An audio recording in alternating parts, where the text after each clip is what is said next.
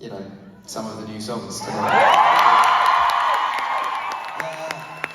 So as I said, like, with the album, if anyone's read my post, I was sort of making some tracks over a decade, and I'd taken this song from Plus, and this song from Multiply, and this song from Divide, and I was kind of like forming this, in my mind, like perfect acoustic album.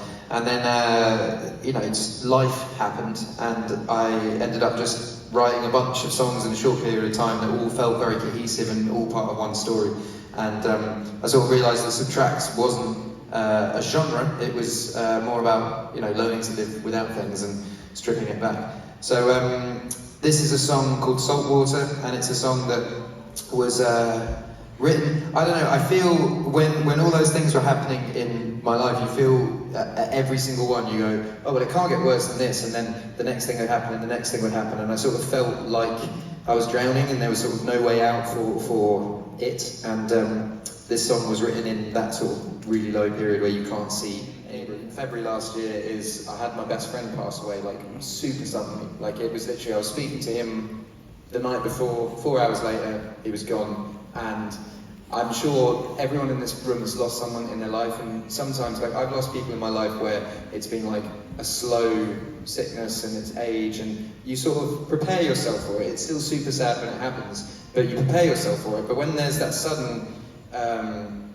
shock, you basically don't believe it until the funeral, until you actually see the coffin. And you know, I'd never been to a burial before, and I found myself with a shovel in my hand putting dirt on my friend's grave, and it wasn't until that point where it clicked.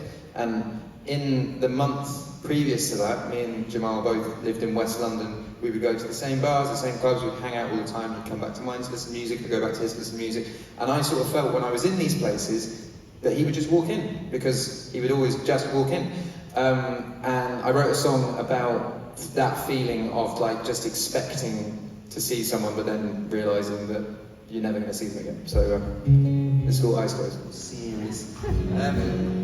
So when Jamal passed away, I kind of wanted the world to stop like it did for the Queen. You remember how everything just stopped and everyone just took a moment and was like, fuck, the Queen's dead. And with Jamal, I really wanted that to happen. I wanted everyone to care. I wanted everyone to feel like I felt. And you know, for the first day, it kind of felt like that. There was a mural near his house, and Jamal's from Caribbean descent, and they would do this thing called a nine night in Caribbean culture, where you basically go to the family home every night for 9 nights, and you drink, you remember, you cry, you celebrate the life, and then on the 9th night, there's kind of this big party that is quite somber, but also a celebration of life. So I had 9 days and nights of this, and then it ended, and everyone sort of went back to normal life, because everyone has jobs and everyone has things that they have in their life that they're doing.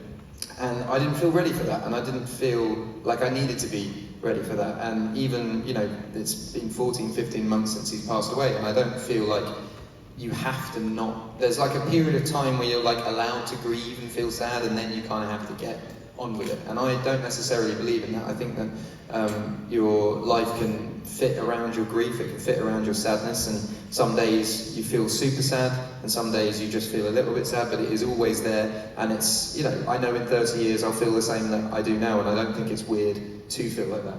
So I wrote this song about that, just about how life does just move on. You know, even the worst days of your life come to an end at midnight, and the next day begins, and that day could be even worse, or it could be better, but you always know that the day is going to end and the next day will begin. So this is a song called Life Goes On.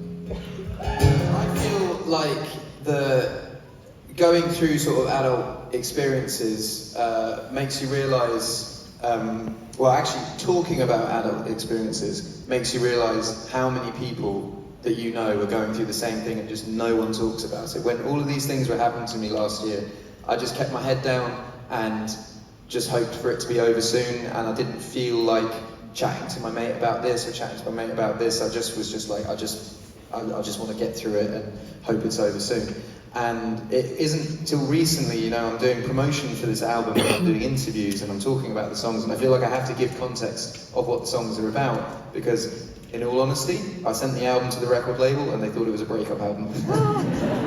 And I understand why, because it's a song, it's an album about loss, but I feel like you have to give context to these things. But from speaking about it, I've had so many people that I know that I think their lives are brilliant and, you know, are going swimmingly, and they reach out to me and they go, you said this, actually I've been dealing with this and I've been doing this. And what it's taught me is that no one knows anything about what's going on in anyone else's life. Everyone in this room right now has shit that they're dealing with, and it's heavy shit.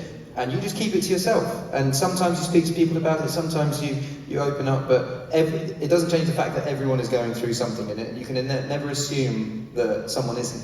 And what I found with grief is I felt like it ended the kind of youthful playfulness that I had in my life, and I felt super fortunate that I was in my 30s when that happened. And then it got me thinking about school friends that I had who had parents pass away when they were like 6 or 13 or 16, and their youth ended at that point because that's when they actually had to deal with adult shit. And it's not just grief, it can be, you know, the first time you feel depressed. Like I remember being 6 very, very clearly and being like, why do I feel like this? And I feel the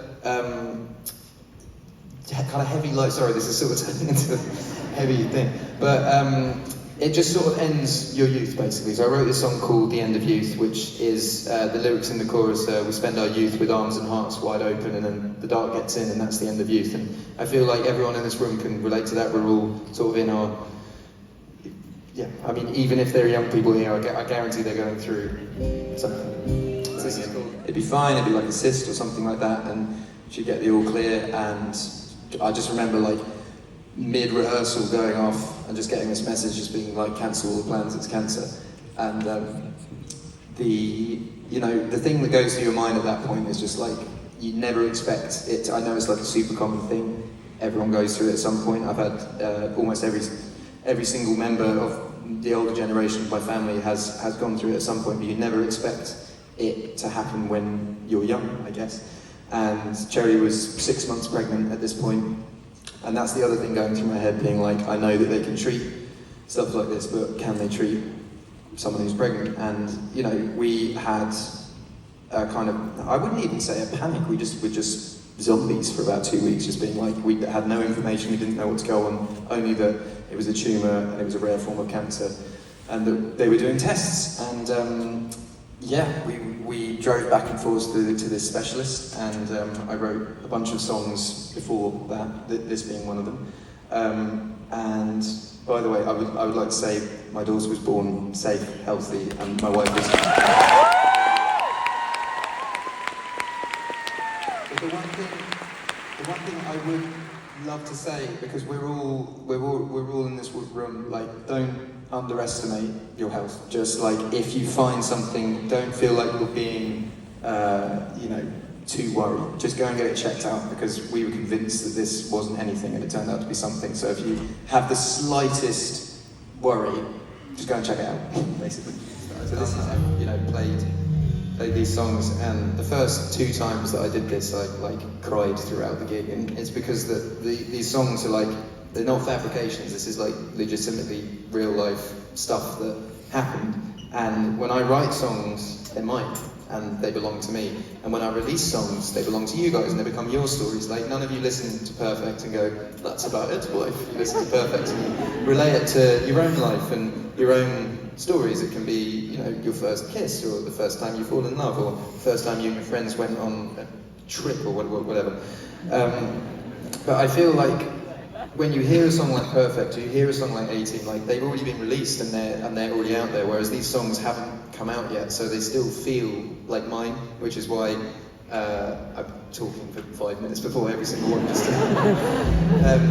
So this is, I basically wrote this song. We were driving up to a cancer specialist in North London, and I wrote this song just before, and it did take a while for me to get my head round this being Subtract, but my manager Stuart was like, trust me, this is Subtract. And in my head I was like, but Subtract always ends with this one song, and for the last 10 years it's ended with a song. And I felt that to kind of do justice to 10 years of work, and also, the album's pretty heavy, and I didn't want it to end on no strings. I kind of wanted to have a gentler out of the album. So this is a song that I wrote back in 2012, and it was always the end of Subtract, always.